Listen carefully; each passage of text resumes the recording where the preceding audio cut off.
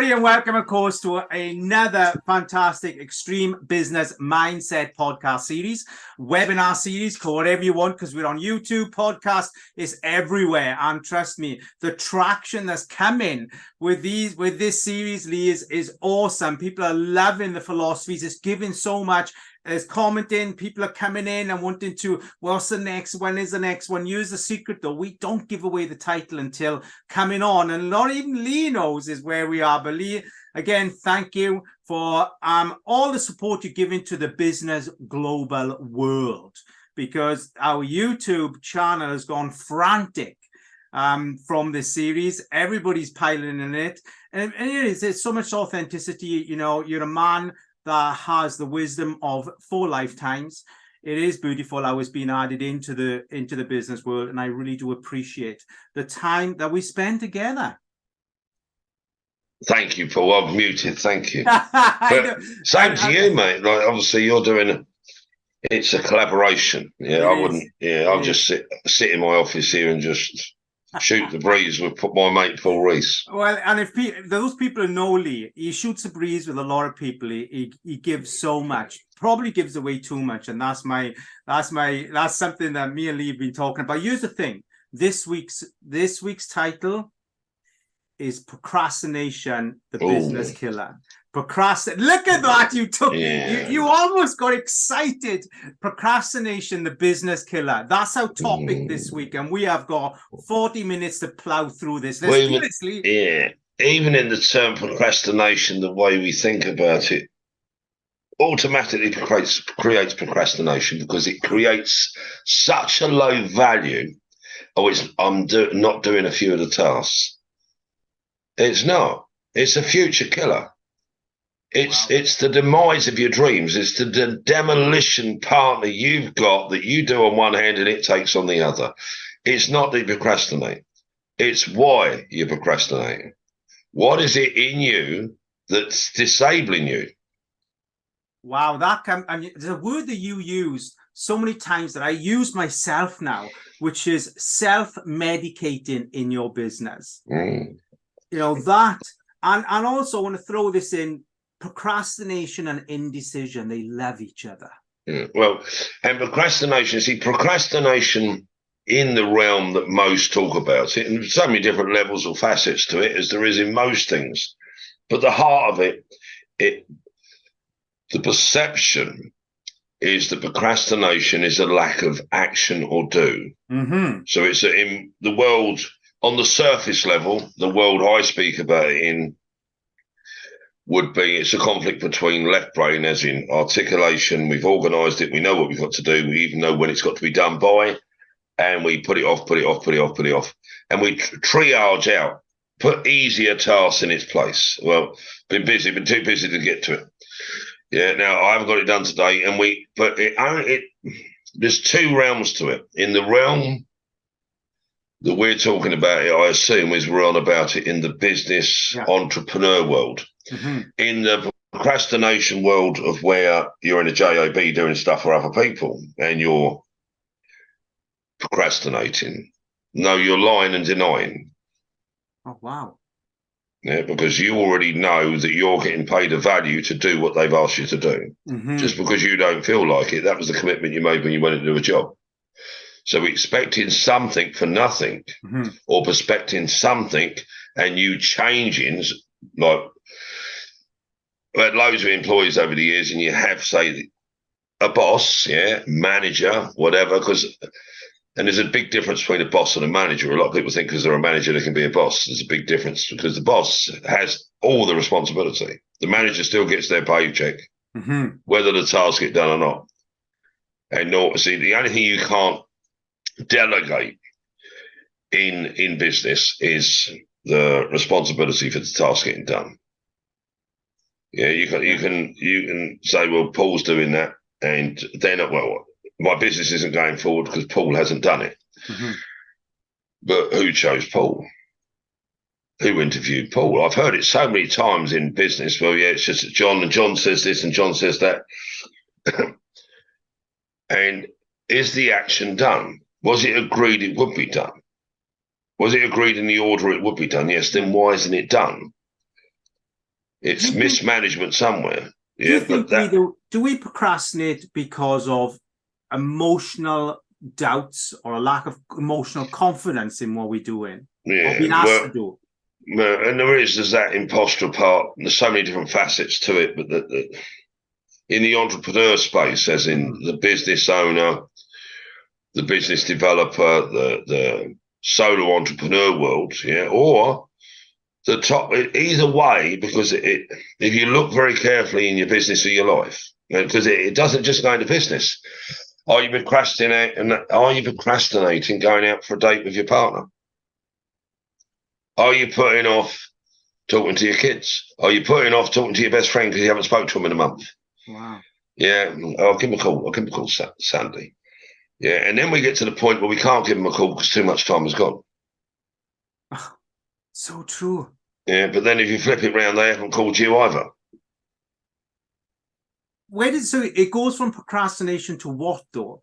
So we start with procrastination. I think it comes back to what you said there, that in a sense, procrastination is the infant awareness that there's a problem. There it is. That's massive. The infant awareness. That's so. Yeah, in other words, as an adult, our awareness level is infant, as in we're in the ABCs of it, and we call it procrastination. And we never deep dive it. We never go near it. However, it keeps rinse and repeating. Now, when we procrastinate out the task or deed or the thing that needs to be said, because so many different facets of it is John's being a bit hard on the seam. Yes, all right, we'll leave it, it'll work itself out. I'm avoiding. That's what procrastination is, avoiding what's needed. Yeah, so is that like, why are we avoiding it? Is that we feel that if I say it to John, I might lose John, and if I lose John, the sales might go down. If the sales go down, then we'll be in problem with the business. So I'm relying emotionally that John has too much power, too much authority in my business. No, John has a place in my business and as one boss. John might think otherwise, but that's because sometimes you give people, let's call it a free rein. We rely on them. With honor and integrity, and there's so many different areas. So I'm taking it slightly into the negative. It isn't this way all the time. I mean, if you've got a good team, you never have these problems. If you've got authentic, genuine, sincere, honourable communication, and it's not from ego and opinion, and we're actually talking about the task. This pen isn't working. You bought these pens, Paul. And now I'm putting blame. If I put the person to the pen, it's the pen. I mean, the pen's an intangible. It's not a real person. It's just something. So the pen, and looking at the problem of the pen. Well, who ordered the pens? It was Paul. Oh, yeah, Paul, right. And we go there with it, and we're in a team meeting, and Paul's not even in the room. Paul don't know what's going on. But then when I see Paul in the hallway, morning, Paul, how you doing? How's Debs? And I'm having those two-faced conversations. Integrity, is a few things.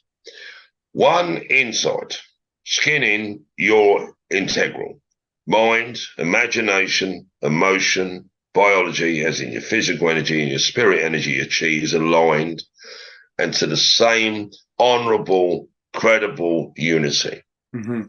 So I can say to Paul, I can do that, but emotionally I feel like I can't. That's not integral. Now, if I've got, in the business world, we sometimes, I suppose what they might say, fake it till we make it. Feel the fear and do it anyway. But that's a form of lying. That's a form of deceiving. Who wants to do business with people that are liars and deceivers? I've been asked, can you do X? Yeah, I can do X. And when I say I can do X, I can do it 10 out of 10. Yeah, and you can say it worked better than anybody. In my field, better than anybody, because I've done the work.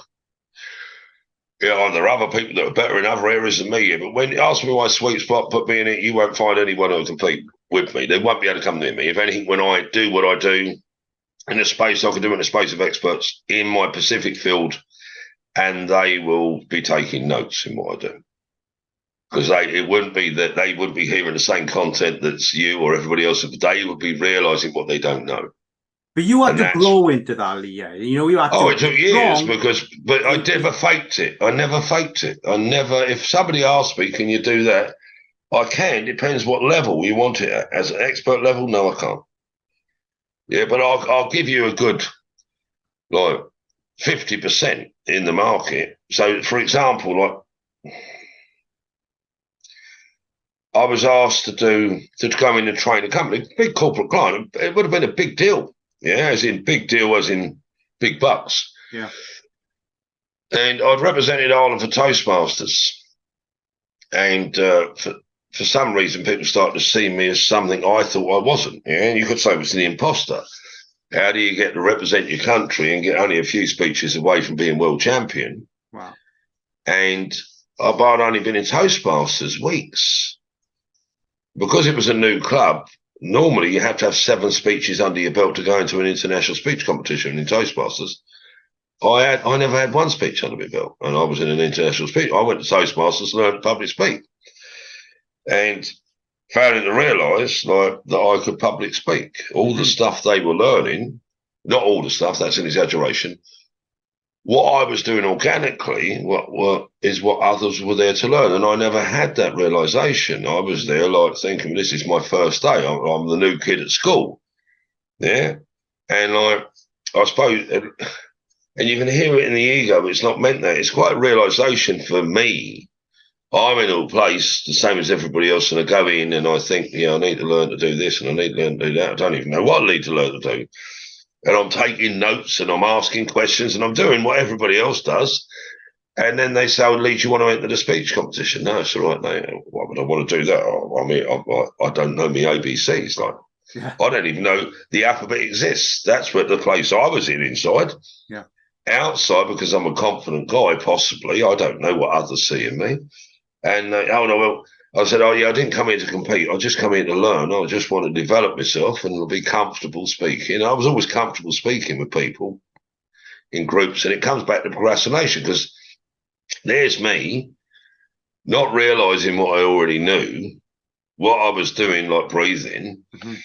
And I went into the speech competition and I was coached into it. Yeah, you think because I didn't have the confidence. No, I was quite happy to go and speak. I felt I was like I don't know, like a spare wheel, or they didn't need me, but they needed numbers because they've just opened this club, and they said, well, we need people in it. We want to at least take part in it. So I done my speech, and then I ended up, and I won in the club, and they reckon it takes on average 8 years to get out of the club. I wasn't in the club 8 weeks. And of course, now I'm more out of water. Like, I'm like, yeah, I think it's because I know a lot of people. Yeah. And a lot of people in the club I knew. Yeah. Yeah. And I helped launch the club. So I think, yeah, they just like me. And then I went to, and this is, how does this come into procrastination? Well, on the inside of me, on the outside, I was doing the do, but on the inside, I didn't want to do it because I was being asked to do something I was uncomfortable with. I wasn't uncomfortable with speaking. I just never knew, because an international speaking competition, the standard of what you're doing goes up. They want you to move with purpose, pause with precision, and like tonality. I mean, you think, well, yeah, like, and practice being authentic. How do you do that one?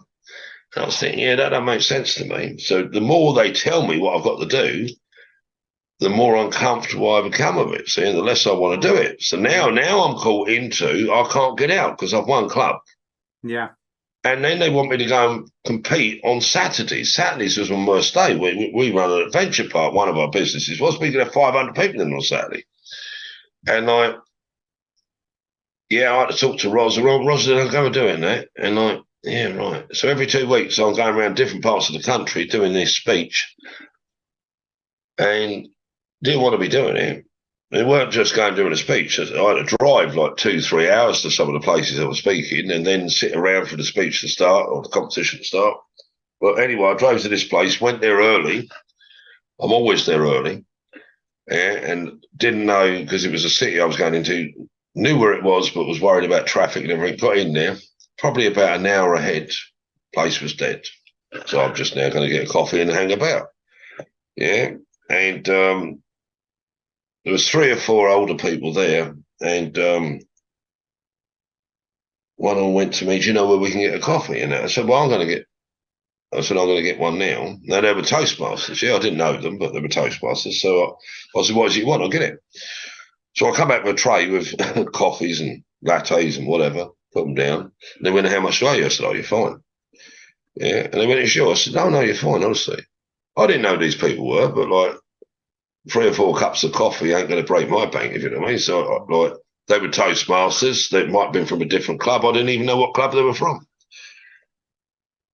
Done my speech, won again. And then I found out all the people I bought copies for were the judges. But now I'm going back in the car thinking, well, I know that. They what know is that. the chances, though, eh? What is the chances? I mean, it's You feeding got into it. your micro procrastination you're having Yeah. to fight with all the time here. Yeah. So I'm driving home. Yeah. And I've won the competition because I bought 4 copies. In your mind. In my mind. So I'm thinking, yeah, like, and of course, nobody else, that isn't what happened. Yeah. But in my wide world, I didn't deserve to be in the competition. Yeah, I'm winning at club at a high level. And I'd like, so now, I suppose if I was an Olympic swimmer and I wasn't a swimmer, I could swim, but I didn't know my ability and I could dive in and compete against somebody, or if I'm a runner and I go on the track with Usain Bolt and I win, yeah, and as long as if he beats everybody else and I beat him, so we're on the same track and there's 10 top runners and I'm running, and because I need to know, is he running at his top? Yeah. My son can race with me and I can let him win. Yeah. Yeah. So we can have an arm wrestle and he's 10 or 12 or 14, whichever one, and I can let him win.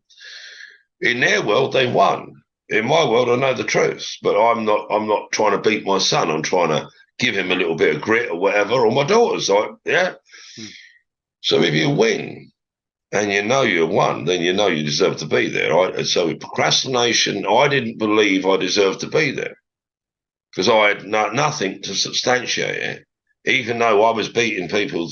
Beating, you can hear it because it's not really beating. We put it that way, as in I'm physically. But I went in, Paul, and I beat them all up, and I won. I went in and done a speech, and for some reason they perceived that my speech was the best, and I won. So I didn't beat anybody. Yeah. In that moment, my speech was what the judges were looking for. They like lattes and cappuccinos. I didn't know. So the next one I had to go to 2 weeks from now. The mentor I had in Toastmasters said, I'll get there early because they're doing like 2 hours on XYZ and you'll learn a lot from it. This will build like a foundation underneath you for going into now. And the next stage, I'm going to the UK to represent Ireland. So I said, yeah, I won't be doing that. Oh, no, you've got to. I said, no, I won't be doing that. So why? I said, I'm not talking to anybody. I said, I'm going in. I want to see the room. You know, I had a prop. I want to put my prop in a place. I talked to the prop, like as in the person that was running the competition. I said, I'm out there. I'm not even having a biscuit or a coffee. But why not? I ain't talking to nobody. I said, I'll wait outside. I said, all I need to know is what time the competition starts. When the competition starts, I'll come and sit in my seat and wait to be called. Other than that, I ain't saying hello, goodbye, nothing. I said, this time I'm going in and I'm going to find out. Yeah, I ain't buying a coffee, nothing. If I want a coffee, I'll go down the garage down the road. And I ain't talking to nobody in the garage.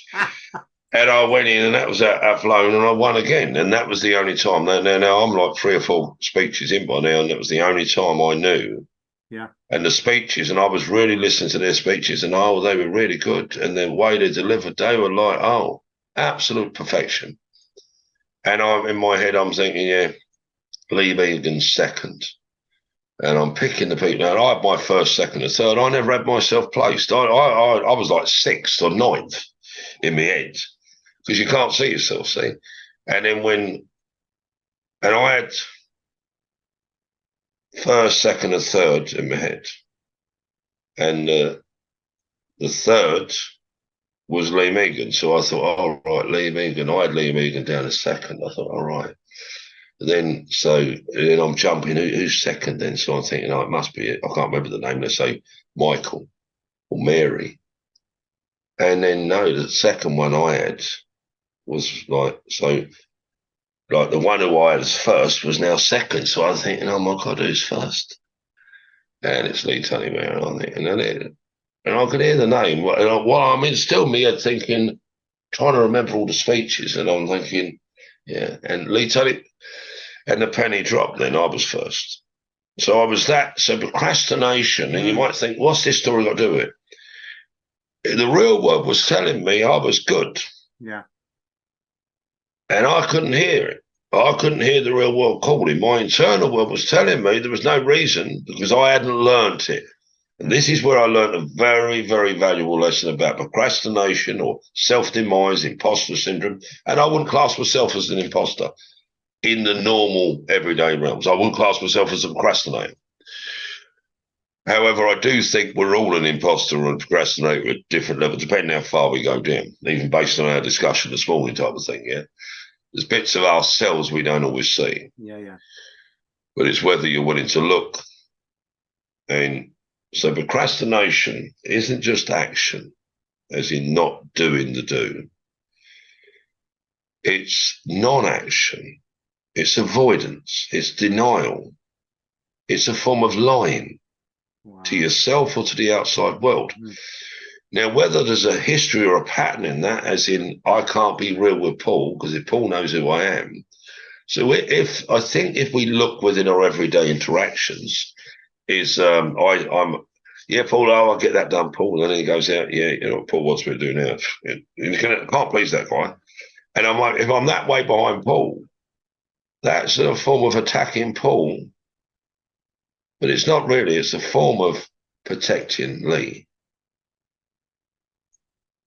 And when we do this in the business every day, and then we need HR managers the referees of life to come in because Lee and Paul can't get their act together. And on the surface, well, what did I say? I didn't say nothing. But Paul's already had it come back through the grapevine that Lee's slagging him. And whether that's in our own business or whether that's in business, is too much kiddie stuff in the business world. And I'm not saying it that sometimes you've got bad managers, sometimes you've got bad HR, sometimes, but the majority of the time, no.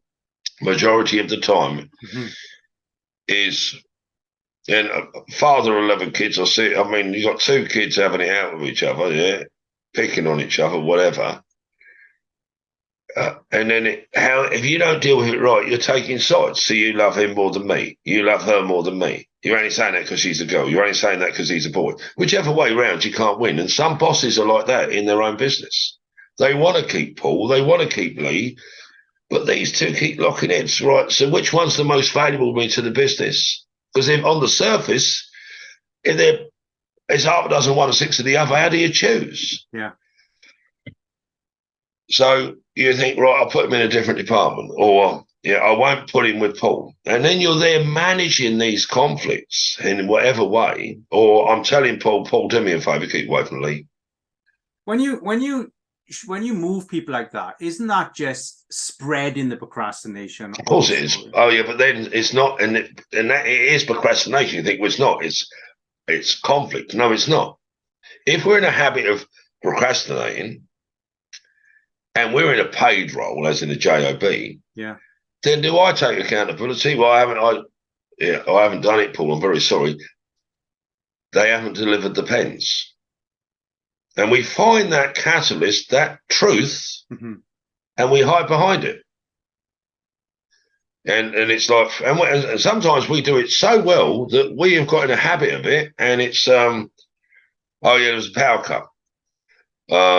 Or my printer's not working, and it isn't working, or I'm out of ink. All right. Did you ever think to order it 2 weeks before you needed it?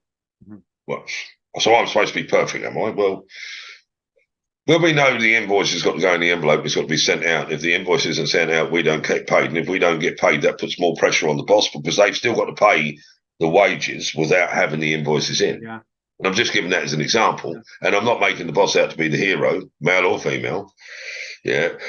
The point of it is that if we look at the problem, rather than if we take the title away, manager, HR, saleswoman, salesman, whatever, sales manager, take the title away and just look at the problem.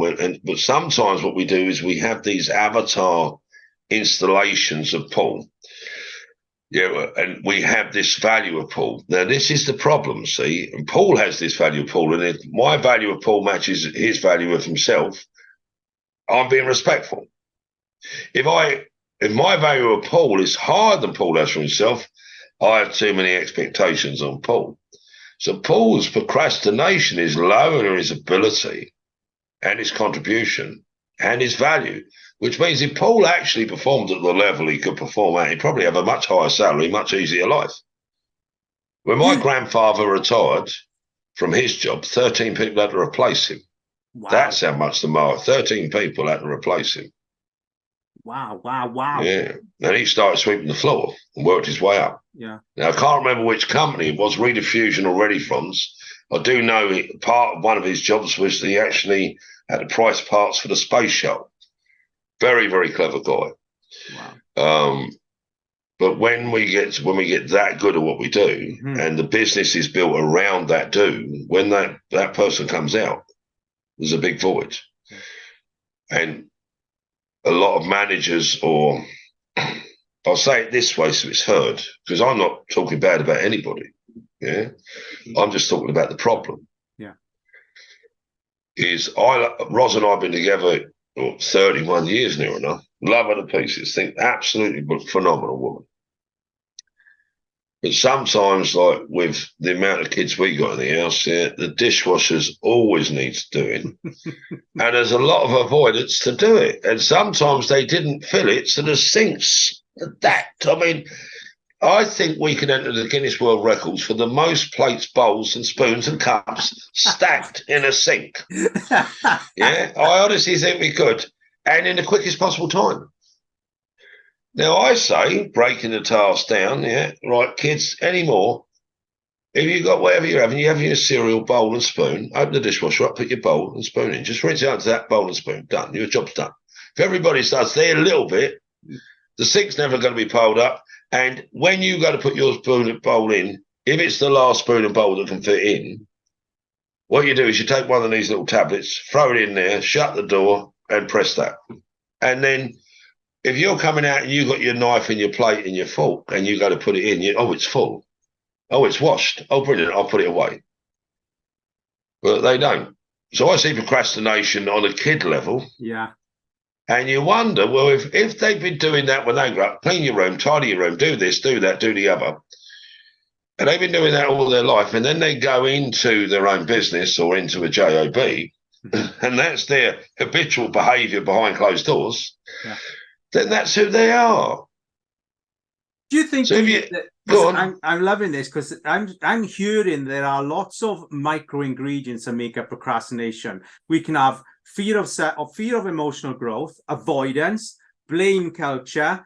I'm going to say not lazy, but unmotivated. Yeah. We become unmotivated because of a lack of values, lack of. And bear in mind, we're not talking about one person. We're talking about every person, me included. Yeah. So it's not we know better than everybody else, but when we get to the level of awareness of it, so for example, if we're outside playing cricket, you throw a ball at me, I hit it, and it goes over the hedge and goes through the next door neighbour's window. Did I deliberately smash the window? Yeah, or did I accidentally smash the window? Now, if I accidentally smash the window, I'm still going to be sorry. You and I we might throw the bat and run, and we get home or we go indoors and that, and we go, well, we go to the park. We go to the park. We say we're at the park. That's avoidance. That's lying. Yeah.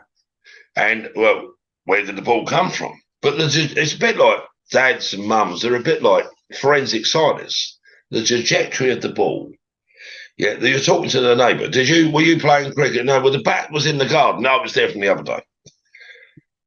And you're around looking at the neighbour and you're looking at the window and you're thinking, well, there's our house, there's the end of the street, then there's the park, and then could the ball have come from the park over my house, past my windows, my conservatory, over the hedge and you think, no, it's impossible.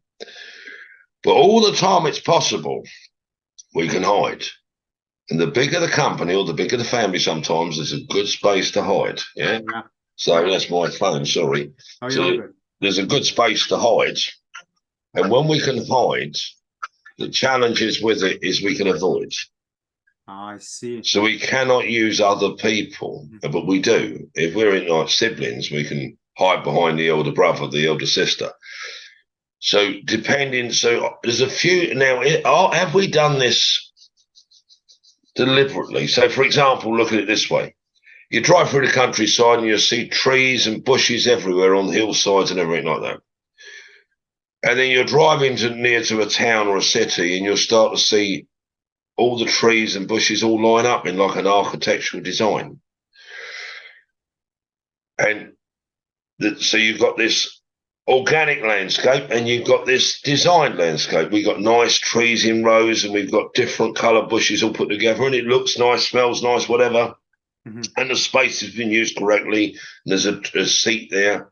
That's what we're supposed to do with our life. We're supposed to be the architects of our own life. However, what some professions have done is they've made it into there's something wrong with Paul and Lee. And all that's happened is there's nothing wrong with Paul and Lee.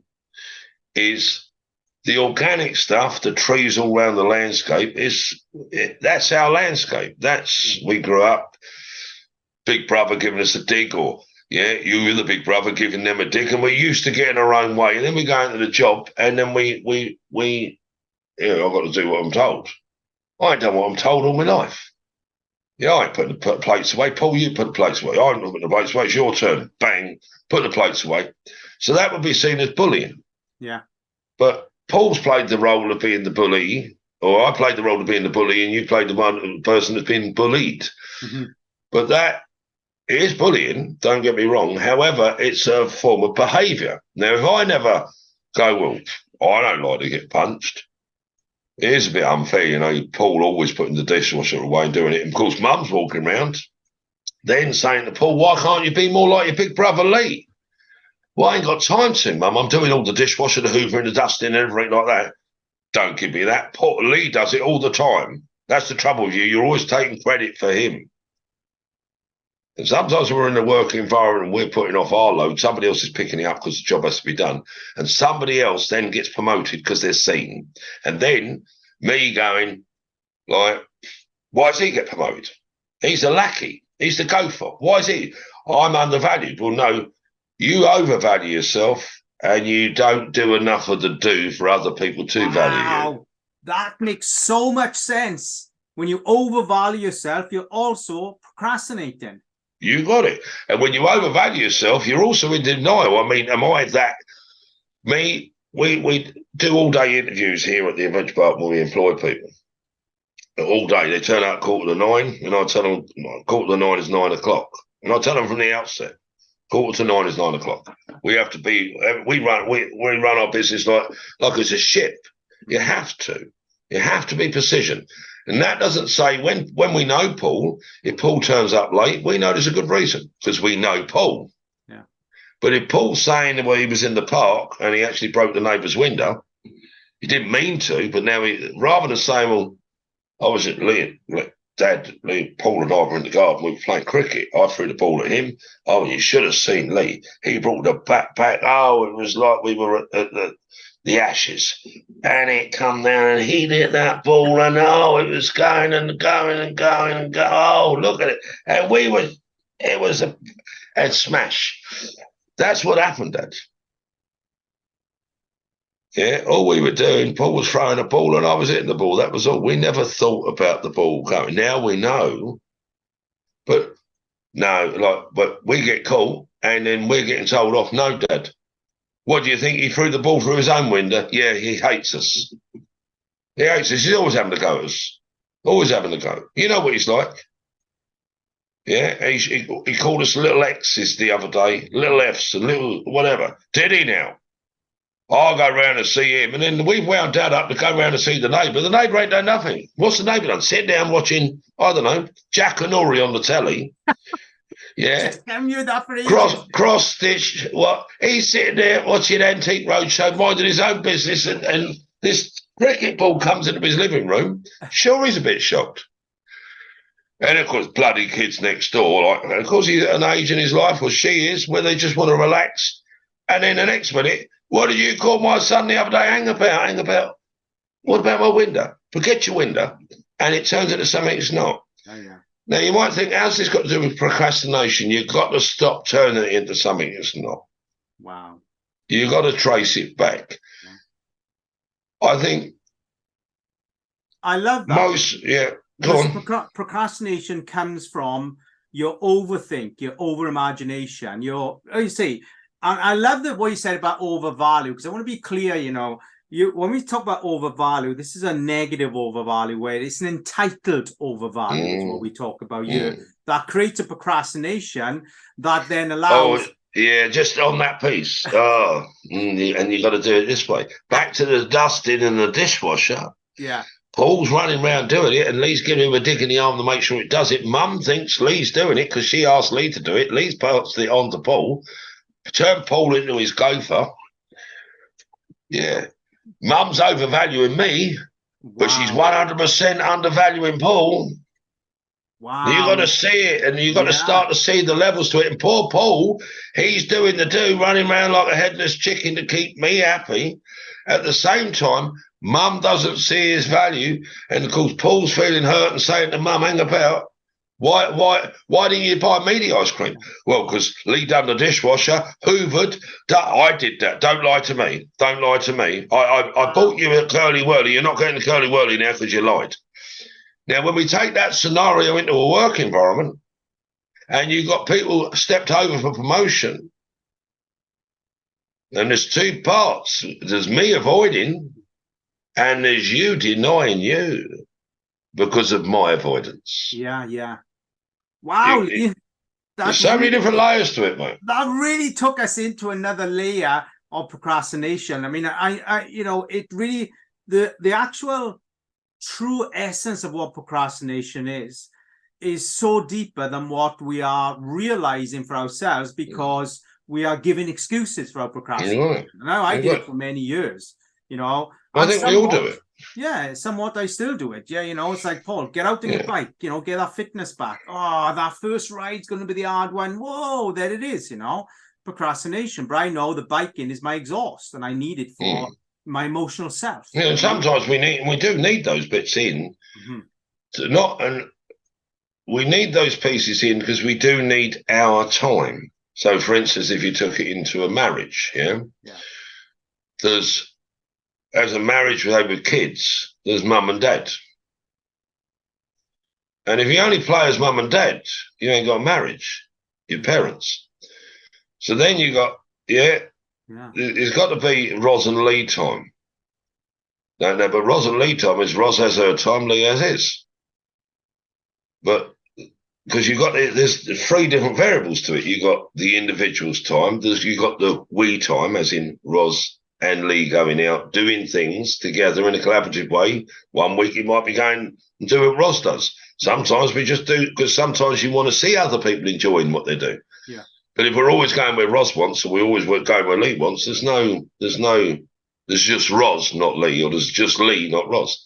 But then there's us time, which is mum, dad, Tom, Alex, Isaac, and Hoppy, Jake, Phoebe, Shelby, Sapphire. I mean, get all the names, William.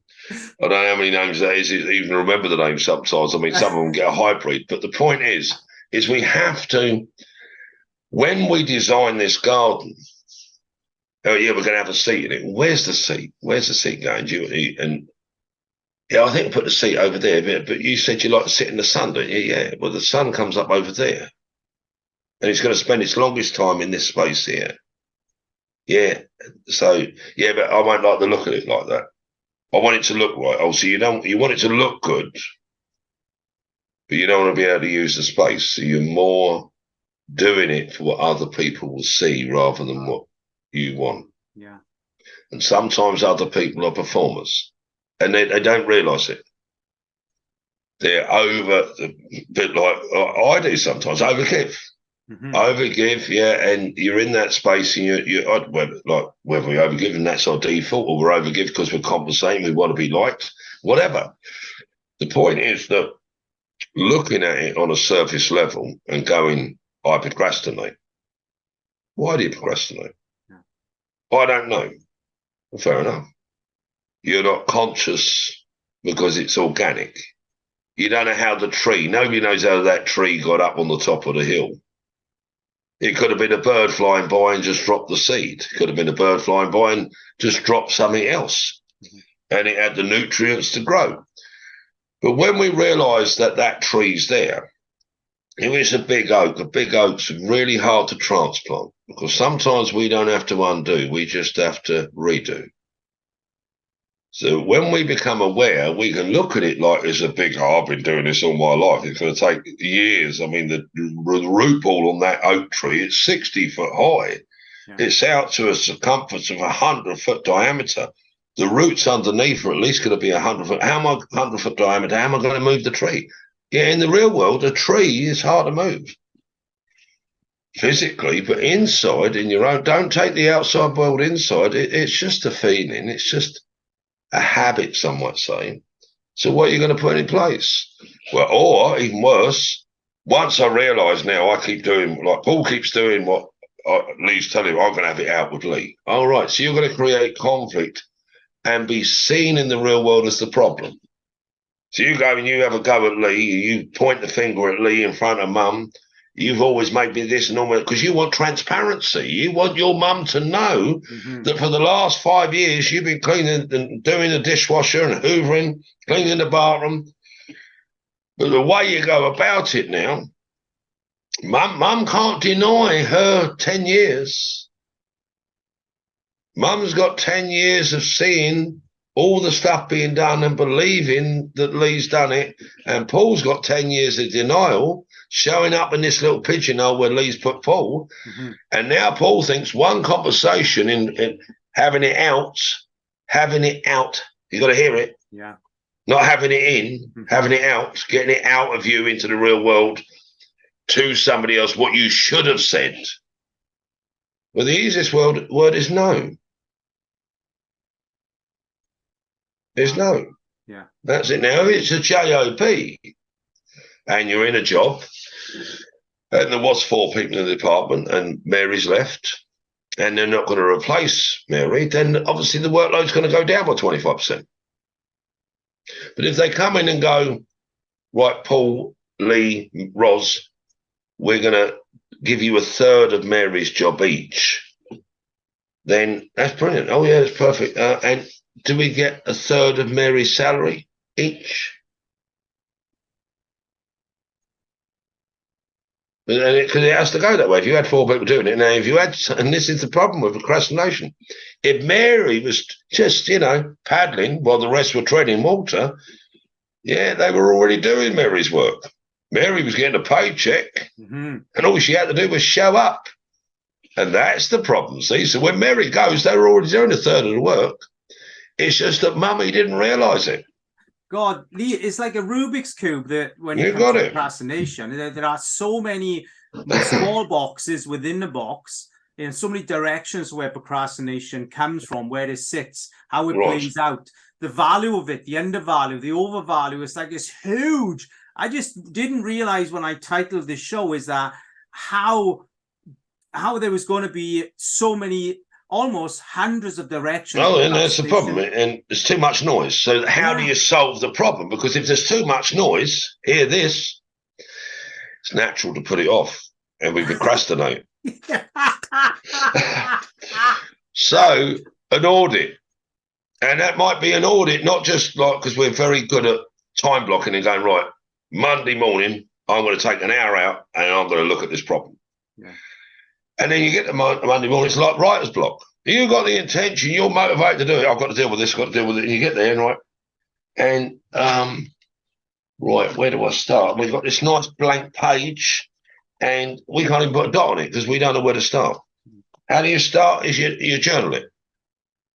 You journal it out, and you don't journal out the problem. You journal out, and it's not that you don't put a name to it. As in, my problem this week is Paul didn't buy pens. He doesn't understand the consequences of it. He needs to get his act together. And we can go there, and a lot of us do. There's no benefit in that. That destroys relationships. We don't know what's going on inside Paul. We don't know what's going on inside Lee, but he knows what's expected of him. You ever get away from expectations, they will erode you and they will erode the business. Clear agreements and communication. Yeah. Yeah. So the easiest way is to journal it. And you can journal it and put it as a feeling, as in how angry am I about this? How frustrated am I about this? Yeah. 0 to 10. You can do that. Which you can do. That just helps you become self-aware of how it's affecting you. Then everybody else will be affecting it in a different way. They might even be aware of it. Yeah. It's where your focus is. See, and a lot of people take the word focus and make it real, and it's that good word. Yeah, if you've got focus, you've got everything. We've all got focus. If you've got a vision, you've got everything. We've all got a vision. If you've got goals, yeah, you got everything. We've all got goals. We just might have the wrong focus. Paul's an a-hole, and because Paul's an a-hole, my focus is on him, and my goal is this week to get rid of him. But why my focus is my judgment. Now, true focus is in the sense it's meant, and true goals are wholesome and unifying. And when we haven't got wholesomeness and symbioticness, whether within our family, within our community, within our work, whether we're the boss or the manager or the employee, we can say as the employee, but it's not my place. Procrastination. What do you mean? I can't say that. Oh, you can say it. It's just whether you choose to design and think about it and journal it through. And then I can go to Paul and go, Paul, I'm not sure if you're aware, Paul, we run out of pens quite a lot. Now I can ask it as a question, and it obviously disrupts the workflow. Any idea what we can do about it? I ain't put no blame on it. Yeah. I had a bloke once at a meeting when we went into COVID. He was eating cornflakes and whatever in his pajamas in the bunk room on a Zoom meeting. This is a paid group. And the committee were going to get involved because we had a few members doing what they shouldn't be doing in a professional business meeting. And it was the drama was starting. Yeah. They can't do this, they can't do that. And I thought, well, fair enough, yeah. Well, don't you agree? Well, no, I agree it's happening. I've observed it, but I don't agree of your judgment why it's happening. So you disagree? Well, no, I've just got a different way of looking at it. Don't mean because I disagree. Just because I look at something different, I'm looking at this side of the pen and you're looking at that side of the pen. Your perspective is my side of the pen is the same as yours. It's not. My side's got the little lapel clip on it. Yeah. So depending on what side you're looking from, and bear in mind, most things have got 4 sides. Yeah. And I mean, with a circle, I mean, how many sides has a circle got? The point I'm making is there's loads of ways to approach it. I went to the person that was eating the cornflakes in his pajamas in the bunk room, and I went to him and said, need your help. Let's call him Frank. Frank, need your help, buddy. Yeah. Because of COVID and that, and we're running these meetings online, and none of us are used to it. And we're all doing them on our own home. Yeah. I said, I don't know what was happening, but it's come to my attention. A few people are showing up in pajamas. Some are still in bed. And the overall concept is that it doesn't represent us as a community, as in a networking group professionally. Now, there's quite a few doing things that they would probably normally do in their own home. They're not realizing that we're actually in we're presenting ourselves in the world. Yeah. So there's one guy eating cornflakes. I'm not worried. I said whether he's eating cornflakes, eggs, toast, but he's showing up in his pajamas in the bunk room eating cornflakes. Would you have a look out this Friday and see who it is? And would you have a chat with him? I'm going to go around and have an individual chat with the others to see it. And just, if you know who it is, not looking to catch them. Yeah. If it's somebody you know really well, have a word in their ear. If it's not somebody you know really well, come back to me and say, I don't know who it is, like. But the person I was talking to was the person that was eating the cornflakes in his pajamas in the bunk room. So he went, all right. So he said, I appreciate that, Lee. I said, oh, no, you're doing me the favour. He said, I appreciate it. I said, yeah. I said, but like I said, you're doing me the favour. Because he knew that I knew and I knew that he knew, but I never once put a name on it. I said, would you do me a favour? Yeah. If you know the person, yeah, if you think they're doing nothing wrong, that's perfect. If you think they're doing it right, that they're showcasing their business, sometimes we can find a creative way of doing it. I think by human nature, and we're going to be wrapping up in a few minutes. By human nature, the majority of human beings would have to create what is an endurance against procrastination. We have to find something stamina against that. Do you think? Yeah, see, you're can of worm opener again, aren't you? I know it. Yeah. See, an endurance, it's like it's a problem, like it's going to be a marathon, but it is not an endurance, it's a transition. And it sounds like I'm correcting you, because we perceive, because we've done it for so long that way, that's the way we've always gone. Now we've got to fight against ourselves. How can I fight against Lee Tunney Ware? There's only one Lee Tunney Ware. But we've got the inside and the outside, and that's the conflict. We've got this outside version of ourselves that we show the world. The garden will be great like that. Yeah, Paul, when he looks at it, he'll think it's like a dream garden. Are you going to sit in the garden? Lee? Well, how can I sit in the garden? I've put the chair there so Paul likes it. I don't want to sit there. And authenticity is the outside and the inside match. Oh, wow, yeah. When we're not authentic, I don't know, and hear it this way, when we're not showing up, now that doesn't mean drama, that doesn't mean stamping your feet and a bit like Just William, I forget the woman who's in it, I'm going to scream and scream and scream until I'm sick. I remember that. Yeah. Unless I get my own way. I mean, some people are like that. They stick the nose up and, I'm not talking to you. And it's a form of bullying. Stonewalling is one, stonewalling, they reckon's worse. Somebody ignoring you is worse than being beaten. Wow. They've done studies on it. When you're ignored, or sent to Coventry in the old language, that's worse than being physically beaten, scientifically proven. Now, and it's even worse when you've got your little clusters in the office, whether that cluster be management or employees, that Paul puts them black frames on and thinks he's like, Joe 90 and he knows the answers to everything. Yeah. And they have all these little metaphors that pigeonhole Paul as some form of, whether Paul wears pink hair, whatever, because the world's changing, the environment, and some of it I think is changing because none of us are authentic. The inside should match the outside. It can't be, well, I've made myself clear to Paul and he still walks around like I've said nothing. Have you actually told him? Well, no, he's a smart guy. I've given him signs. All right.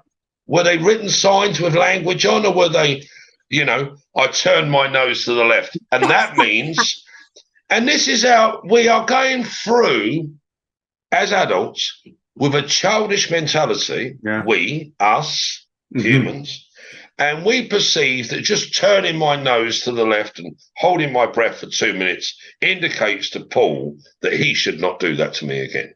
Wow. And then a week later, Paul does it he's ignoring me now. He knows it upsets me. How did he know it upset you? Because I turned my head to the left. I pointed my nose at a 33-degree angle and held my breath for 16 seconds. That means that, well, does he know that? Yeah. The bloke's got 50 things going on in his head. Would you ever say in an adult way, Paul, have you got 5 minutes? Can we have a coffee? Yeah. There's something, sometimes the way you say it, and I don't even think it's you. It's my trigger, so I don't know why at the minute, but you've got a habit of doing X on a Friday morning, and it really gets under my skin. And I don't know whether it's you or me or a hybrid of both of us, and we're putting thistles in the garden. But if we keep doing it, it's going to be a problem. But I've noticed lately that when you do it, you've got that little bit of a smirk on the left-hand side, and that smirk and the way you turn your head to the right at a 23-degree angle, to me means you're taking the mickey out of me and you know what you're doing. Like you're laughing on the inside. And this is the problem, like when we're not authentic, and if we don't show our reaction and we don't express our reaction, some people aren't aware. They're not even aware of themselves, never mind of you. you're not that special that everybody walks around with you in their headlights. Mm-hmm. But you walk around with them in your headlights, waiting for them to put you in theirs. Wow. Yeah, and when we do an audit of ourselves and what's going on, so when we journal it, we can actually gather the raw data. Now, we can score it if we want, like I said, 0 to 10, and we can put a score on it. Well, Paul made me feel -10. And what does that mean? It means he's an a-hole. What does that mean? It means I'm not going to talk to him. What does that mean? It means it's going to affect production. What does that mean? It means it's going to affect morale in the company. What does that mean? It means one of us at some point is going to leave the job. Yeah. And it ain't going to be me. Oh, so you're out in vendetta. And you're the one that hides in the shadows, and you're going to talk to Joanne in HR, and you're going to keep loading the wagon and loading the wagon and loading the wagon and loading the wagon. And Paul's walking about, and he don't know what's going on. I only said X. How does that? Well, you need to pull yourself together, Paul. You can't be saying X in these times. Right. And Paul's going, he don't know what's going on. Why? Because if he'd known that it affected Lee, to like 0 to 10 being it was a big impact for me. Now, Paul might say, grow up, Lee. Yeah, but when we're not showing who we are to the outside world in our interactions and conversations, that's the purest form of procrastination. When we're showing up as an actor and other people believe that we are the role we're playing. Yeah. That's the purest form of procrastination, because judgments of our ability and competency and our personality being made by the way we interact with them.